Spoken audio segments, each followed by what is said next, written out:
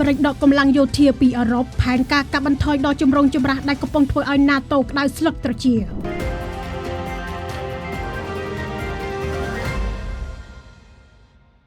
រដ្ឋបាលរបស់ប្រធានាធិបតីអាមេរិកលោកដូណាល់ត្រាំគ្រោងនឹងកាត់បន្ថយចំនួនយន្តហោះចម្បាំងនិងនាវាចម្បាំងដែលដាក់ពង្រាយសម្រាប់ប្រតិបត្តិការរបស់អង្គការ NATO នៅក្នុងតំបន់អឺរ៉ុបយ៉ាងខ្លាំងយោងតាមរបាយការណ៍របស់ The New York Times និងការបញ្ជាក់ពីមន្ត្រីអឺរ៉ុបផែនការនេះរួមមានការដកយន្តហោះចម្បាំងចំនួន50គ្រឿងចេញពីតំបន់ប្រតិបត្តិការហើយនឹងបញ្ជូននាវាផ្ទុកយន្តហោះនាវាមុជទឹកនិងក្រុមនាវាចម្បាំងមួយចំនួនទៅកាន់តំបន់ផ្សេងទៀតការកាត់បន្ថយនេះគឺជាផ្នែកមួយនៃយុទ្ធសាស្ត្រដ៏ទូលំទូលាយរបស់សហរដ្ឋអាមេរិកនៅក្នុងការដកវត្តមានយោធារបស់ខ្លួនចេញពីអឺរ៉ុបដើម្បីផ្ដោតធនធានទៅលើតំបន់មជ្ឈិមបូព៌ាអាស៊ីនិងទ្វីបអាមេរិកវិញផែនការនេះបានបង្កឲ្យមានក្តីកង្វល់អំពីស្ថិរភាពសន្តិសុខឆ្លងមហាសមុទ្រអាត្លង់តិកក្នុងគ្រាដែលអឺរ៉ុបកំពុងតែបង្កើនការយកចិត្តទុកដាក់លើការគំរាមកំហែងពីសំណាក់យោធារុស្ស៊ីតាមរបាយការណ៍របស់ NYT សហរដ្ឋអាមេរិកគ្រោងនឹងកាត់បន្ថយយន្តហោះចម្បាំង F-16 និង F-15E ដែលបែងចែកឲ្យ NATO ពីប្រមាណ150គ្រឿងមកនៅត្រឹម100គ្រឿងហើយនឹងកាត់បន្ថយយន្តហោះឆ្លបយកការតាមសមុទ្រពី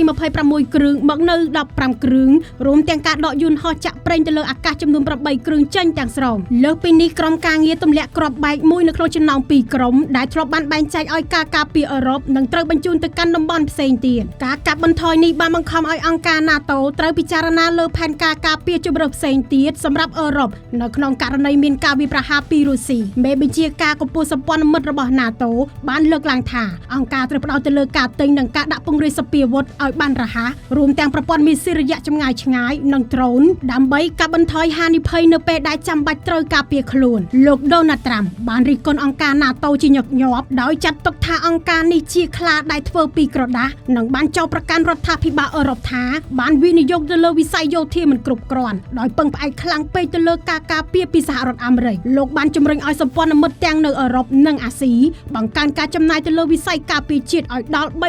3.5% នៃផលិតផលនៅក្នុងស្រុកសារ៉ុបលោកត្រាំគ្រោងនឹងចូលរួមនៅក្នុងកិច្ចប្រជុំកំពូល NATO នៅប្រទេសទូគីនៅថ្ងៃទី7-8 ខែកក្កដាខាងមុខនេះរដ្ឋមន្ត្រីការបរទេសអាមេរិកលោក Marco Rubio បានពណ៌នាអំពីកិច្ចប្រជុំនេះថាជាកិច្ចប្រជុំដ៏សំខាន់បំផុតនៅក្នុងប្រវត្តិសាស្ត្ររបស់ NATO ដែលត្រូវតែដោះស្រាយបញ្ហាមួយចំនួនឲ្យបានច្បាស់លាស់